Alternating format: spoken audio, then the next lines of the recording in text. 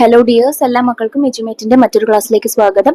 ഇന്നത്തെ ക്ലാസ് നമ്മൾ നോക്കാൻ പോകുന്നത് 6ാം ക്ലാസ്സിലെ മക്കളുടെ സോഷ്യൽ സയൻസിലെ ഓണപരീക്ഷയുടെ ഒരു മോഡൽ ക്വസ്റ്റ്യൻ പേപ്പർ ആണ് കേട്ടോ.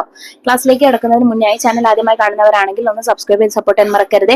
അതുപോലെ വീഡിയോ നിങ്ങളുടെ കൂട്ടുകാരിലേക്ക് കൂടെ ഒന്ന് ഷെയർ ചെയ്ത് കൊടുക്കണേ. മലയാളം മീഡിയം കുട്ടികൾക്ക് വേണ്ട സാമൂഹ്യശാസ്ത്രത്തിന്റെ ചോദ്യപേപ്പർ നമ്മൾ ഓൾറെഡി അപ്ലോഡ് ചെയ്തിട്ടുണ്ട്. അത് കാണാത്ത കൂട്ടുകാർ എന്താ പറയുക, നമ്മുടെ ചാനലിലെ വീഡിയോസിൽ പോയി നോക്കിയാൽ കാണാൻ പറ്റുന്നതാണ് കേട്ടോ. അല്ലെങ്കിൽ ഞാൻ അതിന്റെ ലിങ്ക് ഇതിന്റെ ഡിസ്ക്രിപ്ഷൻ ബോക്സിൽ കൊടുത്തേക്കാം, അപ്പൊ കണ്ടു നോക്കുക കേട്ടോ. അപ്പൊ ശരി, നമുക്ക് നേരെ ക്ലാസ്സിലേക്ക് കിടക്കാം. ആക്ടിവിറ്റി 1 നോക്കൂ. Observe the pictures. താഴെ നമുക്ക് 3 പിക്ചേഴ്സ് തന്നിട്ടുണ്ട്. അത് 3ഉം ക്ലിയർ ആയിട്ട് നോക്കുക. ഫസ്റ്റ് പിക്ചർ നോക്കൂ. Used rough stones. പരുക്കൻ കല്ലുകൾ ആയുധമാക്കിയിട്ട് ഉപയോഗിച്ചിരുന്ന മനുഷ്യരുടെ പിക്ചർ ആണ്. പിന്നെ രണ്ടാമത്തേത് നോക്കൂ, വേറൊരു എന്താ പറയാ, വേറൊരു ഏജിലുള്ള മനുഷ്യരുടെ. അതുപോലെ തേർഡും അവിടെ തന്നിട്ടുണ്ട്. ഇനി ക്വസ്റ്റ്യൻ എന്താണ്? Question A, complete the given diagram related to stone age. Different stone ഏജിലെ പിക്ചേഴ്സ് ആണ് നമുക്ക് തന്നിട്ടുള്ളത്. അതുമായിട്ട് ബന്ധപ്പെട്ടിട്ട് പിക്ചേഴ്സ് നോക്കിയിട്ട് ഏതൊക്കെയാണ് ഈ സ്റ്റോൺ ഏജിൽ വരുന്ന പ്രത്യേകതകൾ എന്ന് എഴുതാനാണ് പറഞ്ഞിട്ടുള്ളത്. പാലിയോലിത്തിക് ഏജിന്റെ നമുക്ക് അവിടെ എഴുതി തന്നിട്ടുണ്ട് യൂസ്ഡ് റഫ് സ്റ്റോൺസ്. പിന്നെ മീസോലിത്തിക് ഏജിന്റെ ഏത് വരും? Began to live as a community, അല്ലെ, കൂട്ടമായിട്ട് ജീവിക്കാൻ ആരംഭിച്ചിട്ടുണ്ട്. പിന്നെ നിയോലിത്തിക് ഏജിന്റേതോ? ബിഗാൻ ടു ഡൊമസ്റ്റിക്കേറ്റ് ആനിമൽസ്, കാലികളെ ഇണക്കി വളർത്താൻ തുടങ്ങിയത് ഈ സമയത്താണ്. ഇതിലെ question B, beginning of agriculture transformed human life, justify the statement. കൃഷിയുടെ വളർച്ച അല്ലെങ്കിൽ കൃഷിയുടെ തുടക്കം എന്ന് പറയുന്നത് എന്താണ്? കൃഷി ചെയ്യാൻ ആരംഭിച്ചത് മുതൽ മനുഷ്യരുടെ ജീവിതത്തിൽ വലിയ മാറ്റമാണ് ഉണ്ടായിട്ടുള്ളത് എന്നുള്ള ഈ സ്റ്റേറ്റ്മെന്റ് നിങ്ങൾ ജസ്റ്റിഫൈ ചെയ്യാനാണ് പറഞ്ഞിട്ടുള്ളത്. As human started farming, it became necessary for them to settle near the farm lands. കൃഷി തുടങ്ങിയപ്പോൾ മനുഷ്യർക്ക് എന്ത് ചെയ്യേണ്ടി വന്നു? അതിനടുത്തായിട്ട് തന്നെ അവർക്ക് താമസിക്കേണ്ടി വന്നു. They settled near the farms to maintain the crops, protect the fields from wild animals and to care for their domesticated animals. അപ്പോൾ ഇങ്ങനെ ഇതിനടുത്ത് അവർ സെറ്റിൽ ചെയ്തത് എന്തിനാണ്? ആ ക്രോപ്സ് മെയിൻറ്റെയിൻ ചെയ്യാൻ വേണ്ടിയിട്ട്, അവിടെ ഉണ്ടാക്കുന്ന വിളകളൊക്കെ മെയിൻറ്റെയിൻ ചെയ്യാൻ വേണ്ടിയിട്ട്, പിന്നെ വൈൽഡ് ആനിമൽസിൽ നിന്ന് ഈ ഫീൽഡിനെ പ്രൊട്ടക്ട് ചെയ്യാൻ വേണ്ടിയിട്ട്, അതുപോലെ കാലികളെ വളർത്താൻ വേണ്ടിയിട്ട്, ഇത്രയും കാര്യങ്ങൾക്ക് വേണ്ടിയിട്ട് അവർക്ക് ഈ ഫാം അഗ്രികൾച്ചറൽ ഫാമിന്റെ അടുത്ത് തന്നെ അവർക്ക് സെറ്റിൽ ചെയ്യേണ്ടി വന്നു. Dwellings began to be built. അതിനായിട്ട് അവര് അവിടെ വാസസ്ഥലം ഉണ്ടാക്കാനായിട്ട് തുടങ്ങി. People began to interact more with each other and marked the beginning of organized social life. അപ്പൊ ആളുകൾ കൂട്ടമായിട്ട് ജീവിക്കാനും എല്ലാവരും പരസ്പരം കുറച്ചുകൂടെ കമ്മ്യൂണിക്കേറ്റ് ചെയ്യാനും ഇന്ററാക്ട് ചെയ്യാനും ഒക്കെ തുടങ്ങിയത്. അങ്ങനെ തുടങ്ങിയ ശേഷം അവരൊരു സോഷ്യൽ ലൈഫ് തന്നെ സ്റ്റാർട്ട് ചെയ്തത് ഇങ്ങനെയാണ്. Settlements gradually developed into villages and urban centres. ഈ സെറ്റിൽമെന്റ്സ് എന്തായി? പതുക്കെ പതുക്കെ ഗ്രാമങ്ങളും അതുപോലെ വലിയ വലിയ urban സെന്റേഴ്സും നഗരങ്ങളും ഒക്കെ ആയിട്ട് മാറുകയാണ് ചെയ്തത്. സോ അഗ്രികൾച്ചറൽ ലൈഫ് എന്ന് പറയുന്ന അല്ലെങ്കിൽ അഗ്രികൾച്ചറിന്റെ ബിഗിനിങ് മനുഷ്യന്റെ ലൈഫിനെ വല്ലാതെ തന്നെ ട്രാൻസ്ഫോം ചെയ്തിട്ടുണ്ടെന്ന് നമുക്ക് പറയാനാവും. സെക്കൻഡ് ക്വസ്റ്റ്യൻ നോക്കൂ. The characteristics of human species in Homo group are listed. Write the names of the human species from the given hints. നമുക്ക് താഴെ ഹോമോ ഗ്രൂപ്പിൽ പെട്ട 3 ആളുകളുണ്ട് അല്ലെ. ഏതൊക്കെയായിരുന്നു? Homo habilis, Homo erectus, Homo sapiens. ഈ 3ന്റെയും കുറച്ച് പ്രത്യേകതകൾ തന്നിട്ടുണ്ട്, സ്പെഷ്യാലിറ്റീസ്.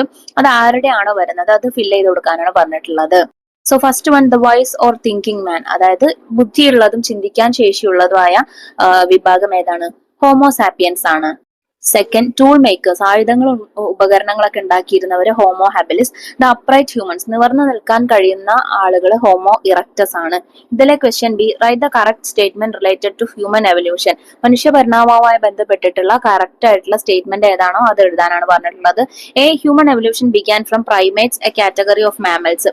മാമൽസിലെ ഒരു കാറ്റഗറി ആയിട്ടുള്ള പ്രൈമേറ്റ്സിൽ നിന്നാണ് മനുഷ്യന്റെ എവല്യൂഷൻ അഥവാ പരിണാമം തുടങ്ങിയിട്ടുള്ളത്.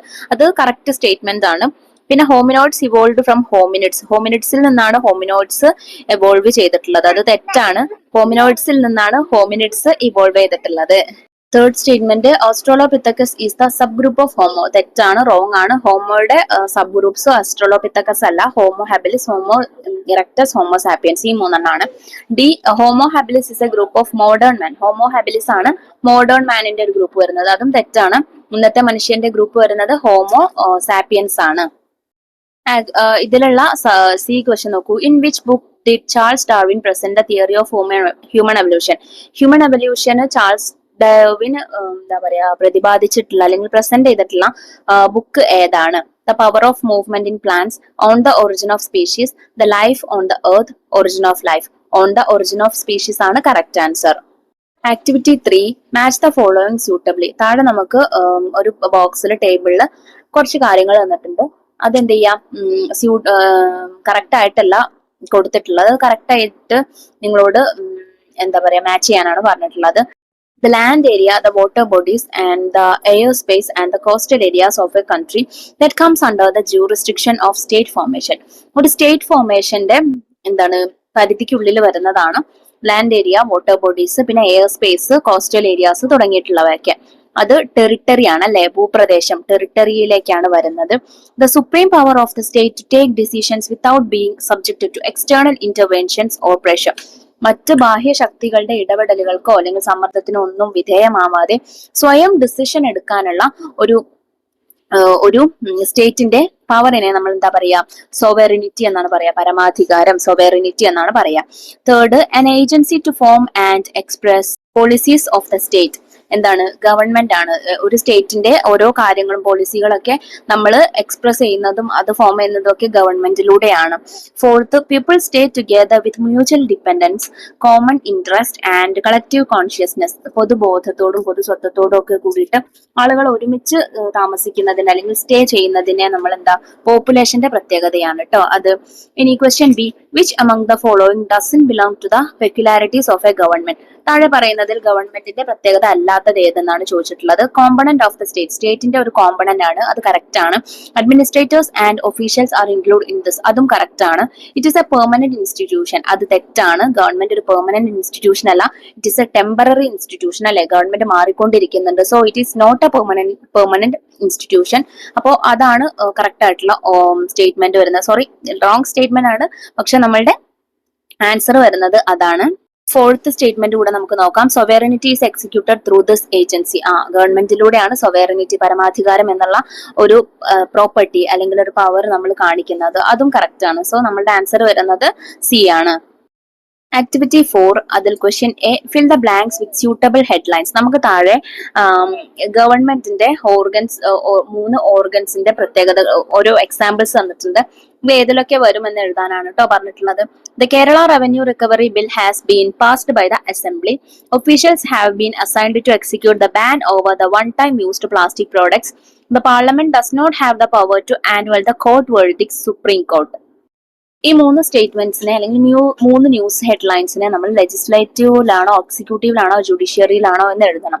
സോ ആദ്യത്തേത് നോക്കൂ. The Kerala revenue recovery bill has been passed by assembly, അത് എക്സിക്യൂട്ടീവ് ആണ്.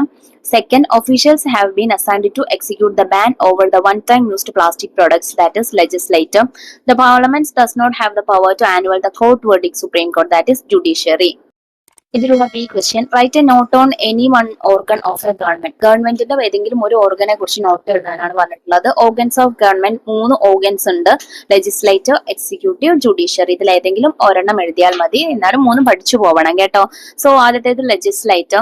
The major responsibilities of the legislator include making laws and bringing about changes in existing laws that are required by the state. ഒരു സ്റ്റേറ്റിന് വേണ്ട loss ഉണ്ടാക്കുകയും അല്ലെങ്കിൽ ഉള്ള ലോസിൽ മാറ്റങ്ങൾ വരുത്തുകയൊക്കെ ചെയ്യുന്നത് legislator ആണ്.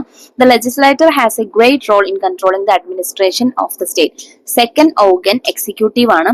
The laws made by the legislature are implemented and the administration is carried out by the executive. Day-to-day activities of a government are executed by this organ. But the legislators ഉണ്ടാക്കുന്ന loss കൈകാര്യം ചെയ്യുന്നത്, handle ചെയ്യുന്നതൊക്കെ എന്താണ്, executive ആണ്. ഒരു ഗവൺമെന്റിന്റെ day to day activities, എല്ലാ ദിവസവും ഉള്ള ആക്ടിവിറ്റീസും എക്സിക്യൂട്ട് ചെയ്യുന്നതും ഈ ഓർഗൻ ആണ്. തേർഡ് ഓർഗൻ ജുഡീഷ്യറി ആണ്. The judiciary interprets law, resolves dispute and punishes the offenders. When the legislator make the laws, the executive executes it. The dispute that arise during this process are solved by the judiciary. നമ്മളുടെ legislator loss ഉണ്ടാക്കുകയും executives അത് implement ചെയ്യുകയും ചെയ്യുന്ന സമയത്ത് അതിൽ വല്ല offenders ഒക്കെ ഉണ്ടെന്നുണ്ടെങ്കിൽ അതിന് പണിഷ് ചെയ്യുന്നതും കാര്യങ്ങളൊക്കെ ജുഡീഷ്യറിയിൽ പെടുന്നതാണ്. അതായത് ഈ എന്താ പറയാ, നമ്മളുടെ ഓരോ നിയമത്തിലുള്ള ഭേദഗതികളിലൊക്കെ എന്തെങ്കിലും മാറ്റങ്ങൾ വരുമ്പോഴും അതിലുള്ള എന്തെങ്കിലും അഴിമതികളോ മറ്റോ ഒക്കെ ചൂണ്ടിക്കാണിക്കുന്നത് അല്ലെങ്കിൽ അത് സോൾവ് ചെയ്യുന്നതൊക്കെ എന്താണ്, ജുഡീഷ്യറിയുടെ പാർട്ടാണ്. സോ ഇതിൽ ഏതെങ്കിലും ഒരെണ്ണം എഴുതിയാൽ മതിയാവും. നെക്സ്റ്റ് ആക്ടിവിറ്റി 5 ഓപ്ഷണൽ ആണ്. എയും ഉണ്ട് ബിയും ഉണ്ട്. 5 A observe the pictures and complete the concept map. നമുക്ക് താഴെ ഒരു കൺസെപ്റ്റ് മാപ്പ് തന്നിട്ടുണ്ട്. ഒരു നമ്മളുടെ എർത്തിന്റെ ഒരു ഗ്ലോബ് ആണ് അല്ലെ, നോക്കിക്കേ, ഗ്ലോബിന്റെ ഒരു മോഡലാണ് തന്നിട്ടുള്ളത്. പിന്നെ അതില് ഒരെണ്ണം നമുക്ക് തന്നിട്ടുണ്ട്. North Paul 90° നോർത്തിലുണ്ട്. പിന്നെ ട്രോപ്പിക് ഓഫ് ക്യാൻസർ 23.5 നോർത്ത് ആണ്. ബാക്കിയുള്ളത് എഴുതണം. ഒന്നാമത്തേത് നോക്കൂ, ഇക്വേറ്റർ എത്രയാണ്? 0° ആണ്. 2 ആർട്ടിക് സർക്കിൾ 66.5 നോർത്ത് ആണ്. Third tropic of Capricorn 23.5 south ആണ്. Then the fourth Antarctic Circle 66.5 south ആണ്. Write the name of the continent that belongs only in the southern hemisphere from the options. താഴെ നമുക്ക് 4 options തന്നിട്ടുണ്ട്. അതിൽ southern ഹെമിസ്ഫിയറിൽ മാത്രം കാണപ്പെടുന്ന കോണ്ടിനെന്റിന്റെ പേര് എഴുതാനാണ് പറഞ്ഞിട്ടുള്ളത്. Australia, Africa, Europe, Asia. ഓസ്ട്രേലിയയാണ് southern ഹെമിസ്ഫിയറിൽ മാത്രം സിറ്റുവേറ്റ് ചെയ്യുന്ന continent. Fifth ആക്ടിവിറ്റിയിലെ B question. A, classify the given concepts related to globe. ഗ്ലോബുമായിട്ട് ബന്ധപ്പെട്ടുള്ള കുറച്ച് കൺസെപ്റ്റ്സ് നമുക്ക് താഴെ തന്നിട്ടുണ്ട്. അത് എന്താ പറയുക, കറക്റ്റ് ആയിട്ട് മാച്ച് ചെയ്യാനാണ് കേട്ടോ പറഞ്ഞിട്ടുള്ളത്. an imaginary line drawn connecting the north pole and the south pole with reference to earth surface. earth surfaceനെ വിത്ത് റെഫറൻസ് ചെയ്തിട്ട് എന്ത് ചെയ്യാം, നോർത്ത് പോളിനെയും സൗത്ത് പോളിനെയും, നോർത്ത് പോളിലും സൗത്ത് പോളിലും നമ്മൾ വരയ്ക്കുന്ന ഇമാജിനറി ലൈൻസ് ലോഞ്ചിറ്റ്യൂഡ്സ് ആണ്. The latitude at 90° south from the equator. ഇക്വേറ്ററിൽ നിന്ന് 90° സൗത്തിലുള്ള എന്താണ് ലാറ്റിറ്റ്യൂഡ്സ് സൗത്ത് പോളിലാണ് ഉള്ളത്. The longitude that passes through 180°. 180°യിലൂടെ പാസ് ചെയ്യുന്ന ലോഞ്ചിറ്റ്യൂഡിനെ എന്താ വിളിക്കുക? ഇന്റർനാഷണൽ ഡേറ്റ് ലൈൻ എന്നാണല്ലേ. The name given to the network of lines of latitude and longitude. ലാറ്റിറ്റ്യൂഡ്സിന്റെയും ലോഞ്ചിറ്റ്യൂഡ്സിന്റെയും നെറ്റ്വർക്കിനെ, ഈ വെബിനെ വിളിക്കുന്ന പേര് ഗ്രാറ്റിക്യൂൾ എന്നാണ്. Question B. Find out the correct statement.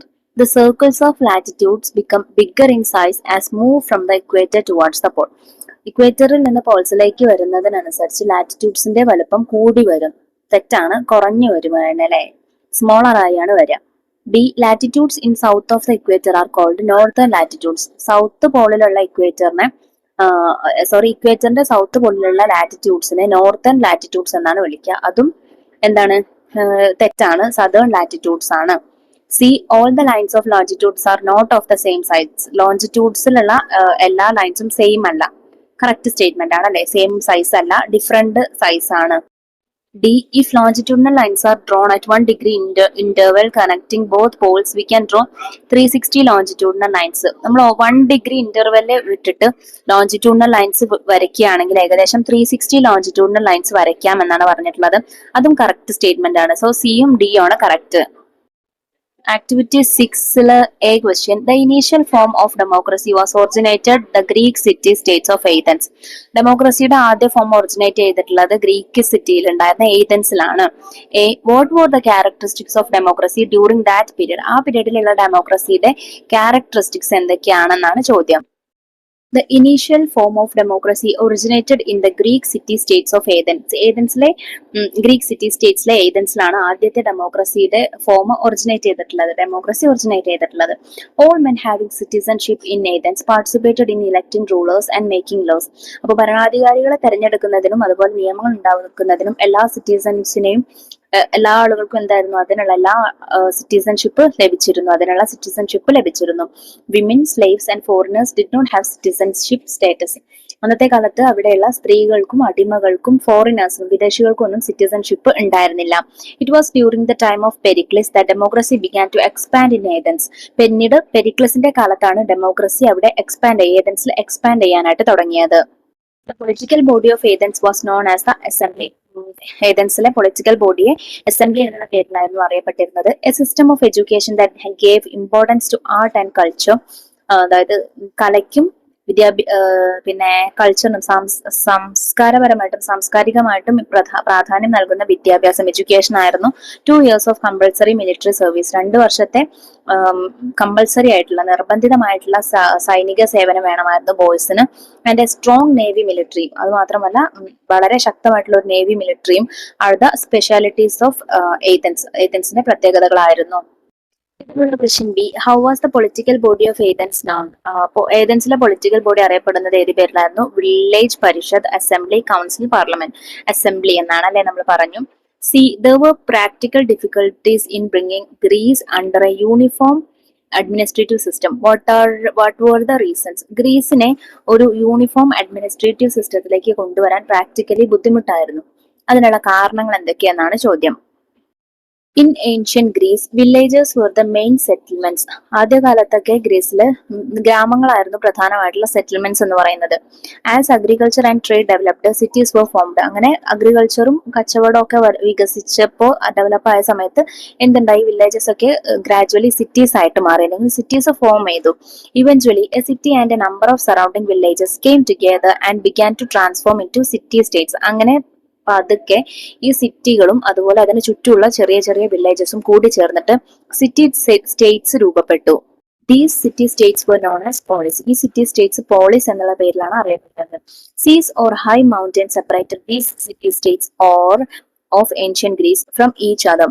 ഈ സിറ്റി സ്റ്റേറ്റ്സിനെ വലിയ വലിയ മലകളോ അല്ലെങ്കിൽ കടലുകളോ ആയിട്ട് പരസ്പരം വേർതിരിച്ചിരുന്നു. So each city states was isolated. അതുകൊണ്ട് തന്നെ ഓരോ സിറ്റി സ്റ്റേറ്റും എന്തായിരുന്നു?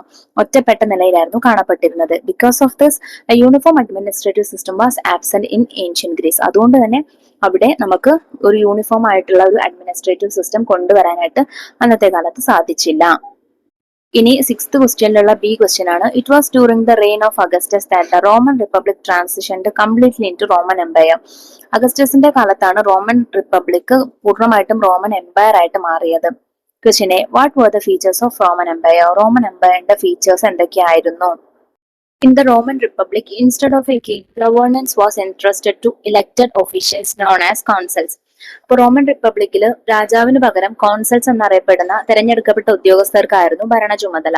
In first century BCE, Julius Caesar, who held the office of consul, entered the republican system and assumed power as a dictator. BCE first സെഞ്ചുറിയിൽ 1-ാം നൂറ്റാണ്ടിൽ Julius Caesar എന്ത് ചെയ്തു?